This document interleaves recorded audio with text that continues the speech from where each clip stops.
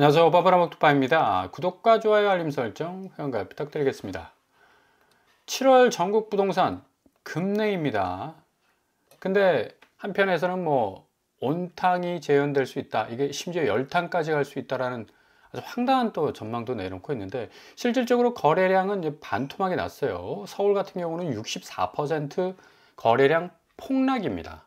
그만큼 객관적 지표는 앞으로 서울 아파트가 어떤 궤적으로 갈 것인지를 명확하게 보여준다.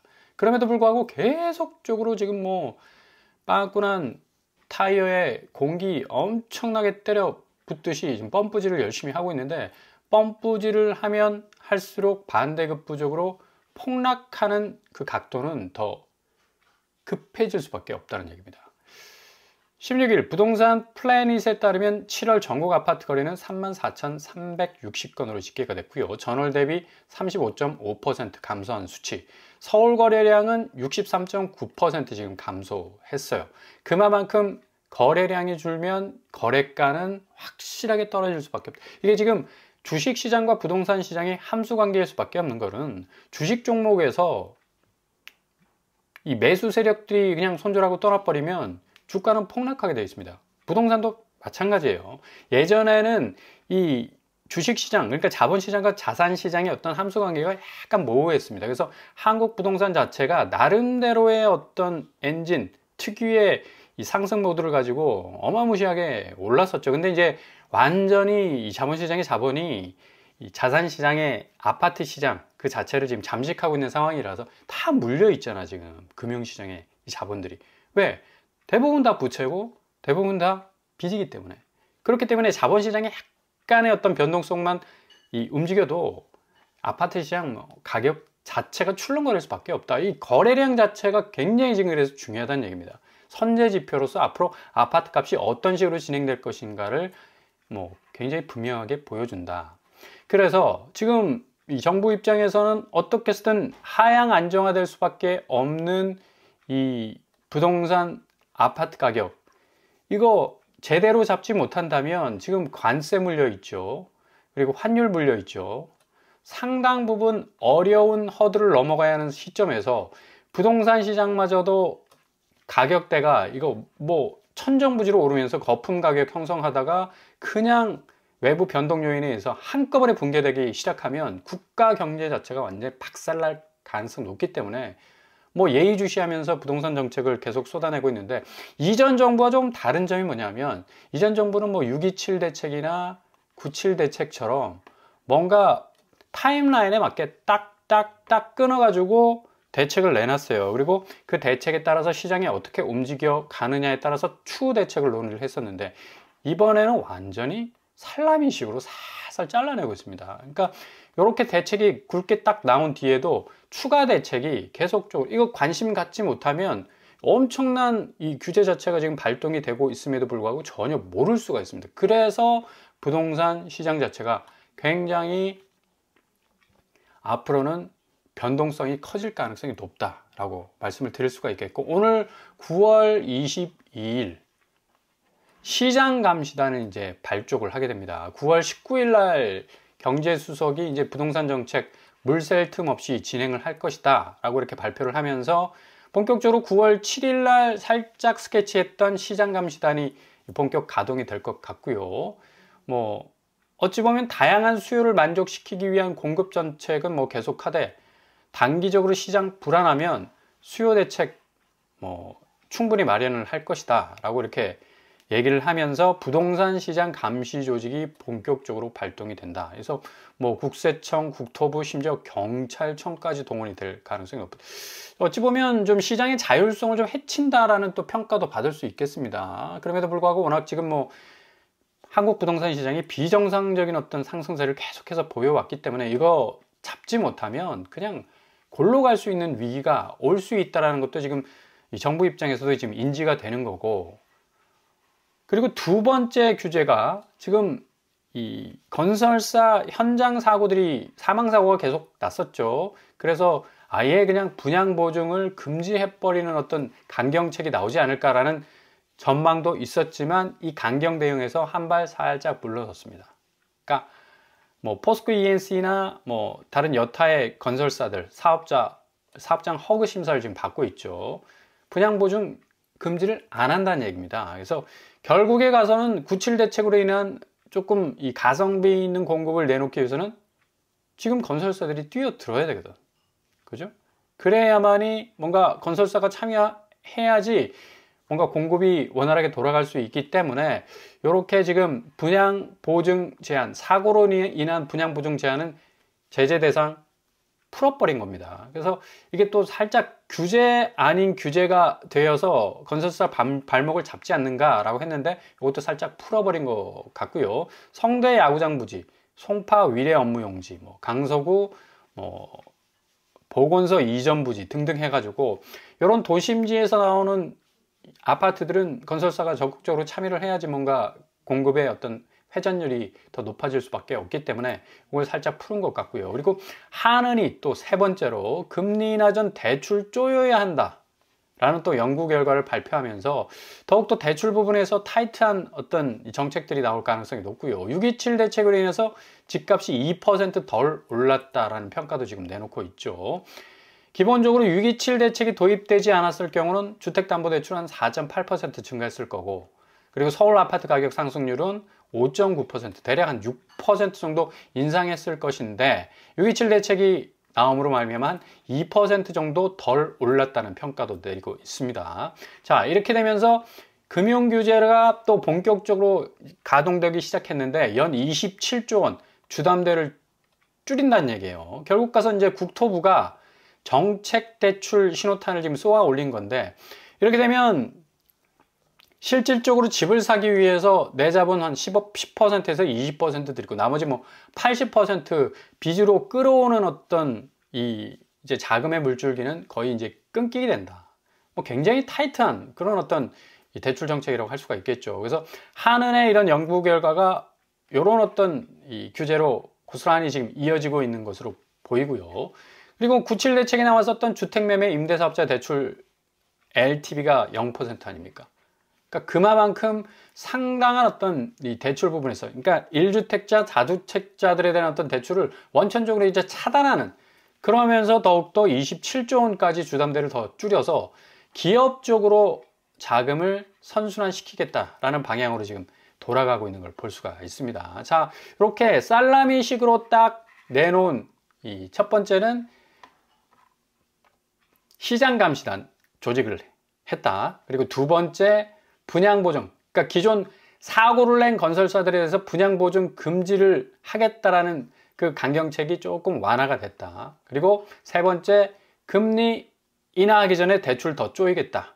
뭐 27조 더 줄여가지고 기업에 대출을 해주고, 심지어 LTV 0%라는 뭐 극약 처방에 가까운 그런 이 대출 규제까지 나왔었는데, 아무튼 9월 20일 이렇게 살라미식으로 살짝 이게 눈에 띄는 듯 마는 듯 해서 규제를 이렇게 잘라내서 나오기 때문에 이게 뭐 627 규제다, 97 규제다, 뭐 92 규제다, 이렇게 정의가 하기 어려울 정도로 살살 녹아드는 어떤 규제를 내놓는다는 것 자체가 앞으로 향후 부동산 이 시장에 상당한 어떤 파급 효과를 줄 가능성이 높습니다. 자, 이런 맥락에 의해서 결국 지금 서울 외곽 아파트들은 투자자들 투기판적 요소가 많았죠. 뭐 갭투 해가지고 뭐 자기 자금은 10%밖에 안 때려놓고 그냥 우회적으로 그냥 집을 먹으려고 했는데 손실 감당 못할 정도로 지금 매물이 쏟아지고 있습니다.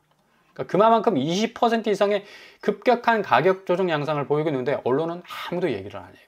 그러니까 오로지 강남만 오른다, 마용성만 오를 것이다 얘기만 하고 있기 때문에 서울 외곽에 조금 관심이 덜 가는 지역들은 뭐 엄청난 급락 상황을 지금 보여주고 있고요. 3주일 상간의 거래를 보면 관악구 신림 푸르지오 3억 6천, 관악우성 3억 5천, 관악우성 역시 2억 9천, 20% 이상 지금 하락하고 있는 추세를 실거래가상에서도 보여주고 있고 지표도 이렇게 보여주고 있어요. 이거 상당히 의미가 있는 이 대목은, 일단은 이 주류가 말라가기 전에는 비주류가 가뭄이 오면 이 줄기부터 말라가지 않습니까? 전형적으로 지금 보여주고 있다. 거래량도 지금 관악구가 81건에 그치고 있습니다. 그만큼 뭐 300건 이상 뚫었던 거래가 완전히 뭐 쭈그러들었고, 지금 뭐 노도강으로 비견되는 관악구 이외의 서울 외곽의 아파트들 지금 하락 추세가 상당히 심각합니다. 3억 이상, 뭐 40% 이상 빠지는 것도 있고 7억에서 4억. 상계주공 10단지 같은 경우는 이제 반토막이 났죠. 이런 식으로 계속 지금 말라가고 있는 상황이고, 거래량 지금 뭐 강남구가 지금 38건으로 지금 그쳐지고 있는데, 그만큼 지금 핵심 지역조차도 거래량이 줄어들고 있는 상황인데, 뭐 노원구 말하면 뭐합니까? 당연히 거래량이 줄니까 거래가도 지금 떨어질 수밖에 없는 거고, 627 주담대 규제 효과로 노도강이 오히려 올라갈 것이다라는 풍선 효과는 이제 없었던 것으로 이제 평가를 받고 있기 때문에, 확실하게 이제 추석 이후에는 엄청난 집값 조정기가 올 가능성이 높습니다. 제가 늘 말씀드리는 이런 부동산 사이클상에서의 어떤 지표에 근거한 집값 조정기도 오지만, 늘 제가 가장 큰 변수라고 말씀드리고 있는 관세와 환율 부분에 엄청난 임팩트, 충격이 가해올 가능성도 높기 때문에, 주택시장은 뭐 한 차례 엄청난 홍역을 날 가능성이 높다는 것으로 추정해 볼 수가 있다는 얘기죠. 그래서 지금 뭐 국민주택 규모 뭐 84제곱 평균 가격이 7억에서 한 7억 4천. 이게 좀 너무 좀 간에 기별도 안 간다. 일단 거래량은 340건에서 149건으로 이제 감소한다라는 그런 어떤 추세적인 어떤 지표를 지금 보여주고 있고요. 그럼에도 불구하고 지금 분양시장은 미쳤어. 철산역자리가 84제곱이 16억에 내놨습니다. 아무리 철산역이 뭐 도보권 안에 있고 서울과 가까운 02라는 지역번호를 쓰는 뭐 광명시라고 하더라도 이거 너무하지 않나. 이거 이러다가 정말 큰일 납니다. 여기 고점 딱 잡았다가 이거 어떻게 할 거야. 아파트 가격 그냥 떡락하기 시작하면 걷잡을 수 없을 건데, 광명 뉴타운 뭐 최대어라고 뭐 표현을 하고 16억 84제곱 하지만, 결국에서 지금 현 거래가를 보면 광명시 광명 센트럴 아이파크 6억 4천 떨어졌어요. 3주 상간의 거래. 이 편한 세상 센트럴빌 역시도 4억 3천, 신촌 휴먼시아 1단지 3억 8천 정도 떨어져 나가고 있습니다. 30% 이상 지금 하락을 면치 못하고 있는 곳이 광명시입니다. 광명이 지금 집값이 확실하게 지금 떨어지고 있는 이 지표를 고스란히 보여주고 있는데도 불구하고 16억 쐈다, 뭐 난장이가 쏘아 올린 작은 콩이냐 작은 공이냐 이런 식으로 해가지고 지금 비유를 하고 있는데, 광명시도 지금 119건에 그치고 있어요. 800건에 가까웠던 거래량이 이렇게 쪼그라들고 있는데, 당연히 거래가 내려가는 거고, 아니 16억 쏘면 뭐하냐고, 여기 16억 잡아서 뭐 하려고, 이렇게 지금 집값이 어마무시하게 떨어지고 있는데 거래량 완전히 쪼그러지고, 아니 명확하나 하지 않습니까? 분명히 지표가 말해주고 있어. 너희도 접근하지 마라. 접근하다 큰일 난다. 지금 부동산 자금 흐름의 특징이 뭐냐면, 외곽 자금부터 지금 경색이 돼 있죠. 아까 말씀드린 LTV 빵 %입니다. 매매 임대업자 같은 경우는 완전히 대출이 안 나와. 그리고 한은이 앞장서서 우리가 일단 기준금리 내리기 위해서는 대출 더 쪼여라 라고 말하고 있고요. 지금 뭐 부동산 시장 감시단까지 지금 조직하면서 확실하게 집값 잡기에 지금 여념이 없는 건데, 이런 상황에서 집값이 도로 오른다? 말도 안 되죠. 외곽 자금부터 지금 경색 상황이 지금 진행이 되고 있고, 선순환되지 못하죠. 황금성 당연히 떨어지지. 사줄 사람이 없으니까 그 집 집어갈 사람들이 없다는 얘기예요. 그 돈 주고 안 산다는 얘기. 주식시장 지금 뭐 3,400선, 3,500선 지금 상당히 선방하고 있는데, 이게 가장 큰 특징이 메인은 오르고 외곽부터 지금 빠지기 시작한다는 얘기입니다. 그러니까 메인 센터는 부동성이 굉장히 견고해. 삼성전자나 뭐 하이닉스 같은 경우. 부동산이 코스피 시장의 성장세와는 좀 대조적인 어떤 궤적을 가질 게 뻔하고요. 자본시장이 단단해질수록 정부에서도 이제 뭐 27조 줄여가지고 기업적으로 이제 자금을 돌린다고 말하고 있지 않습니까? 그만큼 거품을 빼겠다는 얘기인데, 자금이 급격하게 이동하게 될 것으로 지금 추정이 된다는 얘기. 지금 오늘 코스피 3,400선, 외국인 2천억, 기관 1,900억. 근데 조금 아쉬운 게 개인이 4천억을 지금 빼고 있다는 것도 약간은 시장의 불안정성을 좀 느끼고 있다는 얘기입니다. 제가 좀 전에 말씀드린 메인 테마는 뭐 쭉쭉 오르고 있고, 지금 뭐 삼성전자가 83,000원, SK하이닉스가 35만원 지금 가고 있네요. 근데 제가 좀 전에 말씀드린 대로 메인 센터는 오르고 있지만 외곽에 조금은 변동성이 좀 많은 것 같은 종목들은 서서히 내려가고 있다. 이거 지금 부동산 시장하고 아주 비슷한 유형인데, 자본시장이 계속해서 단단하고 좀 뭔가 성장세를 거듭할수록 상당히 부동산 시장은 단기적으로 그 가치가 빠져나갈 가능성이 높다. 뭐 코스피가 이제 숨고르는 어떤 양상으로 단기 급등 부담, 뭐 차익 실현 우려도 뭐 굉장히 좀 많이 튀어나오고 있기는 하지만, 그럼에도 불구하고 이제 금리나 사이클 더해서 정부 정책 기대감까지 맞물리면서 성장 업종에 대한 주가 모멘텀 더욱더 강력해질 가능성 높죠. 자, 대외적으로 조금 더 이 관세 영향 때문에 엄청난 또 직격탄을 맞을 종목들은 상대적으로 좀 떨어지고, 지금 부동산 시장이 그런 어떤 양상으로 가고 있다. 지금 왜 노도강 하락세를 전혀 보도를 하고 있지 않는지 정말 갸우뚱합니다. 이 자체가 선제지표인데 미국 증시도 비슷한 추세로 가고 있어요.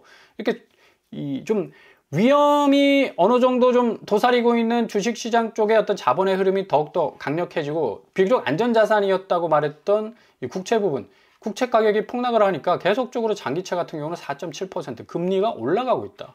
그러니까 미국이 부담해야 될 이자 부분이 더욱더 이제 뭐 많아질 수밖에 없는 건데, 지금 대표적인 샘플이 프랑스는 아닙니까? 프랑스가 지금 AA-에 A+로 강등됐어.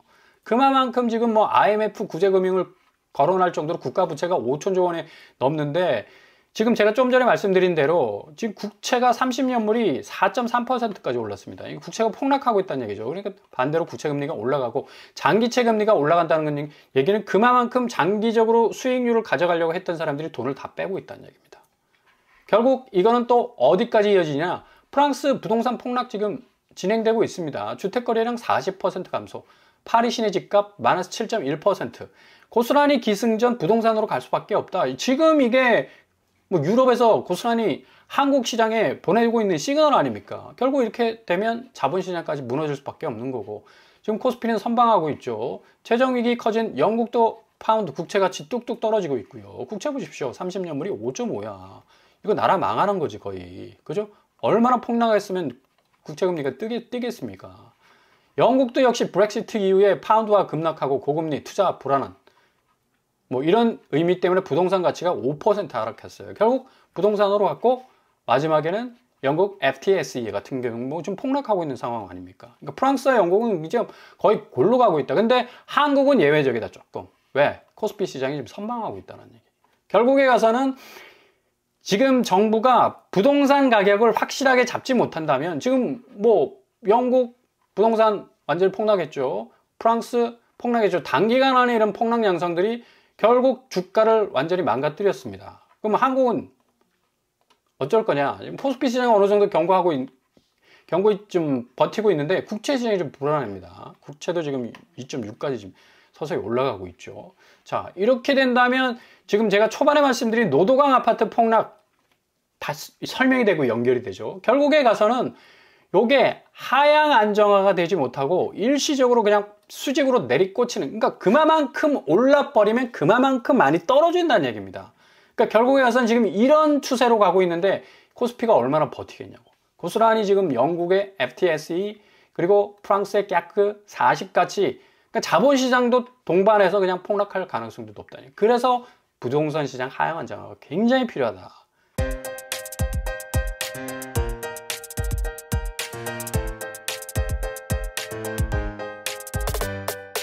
오늘의 부동산 캐리커처. 유럽의 경제 위기는 고스란히 지금 한국 경제 위기로 다가올 가능성이 높아요. 유럽의 문제는 결국 우리의 문제가 될 가능성이 높다. 얼마나 이걸 허들을 넘어갈 수 있는 문제가 되어서 잘 극복해 나간다면 더욱더 단단한 자본시장이, 또 자산시장은 더 한 50% 정도 빠져야지. 그죠? 너무 올랐잖아. 오늘도 응원합니다. 항상 여러분의 길이 꽃길만 되실 수 있게 바랍니다. 자, 번번한 복부방 마치겠습니다. 구독과 좋아요 부탁드립니다. 감사합니다.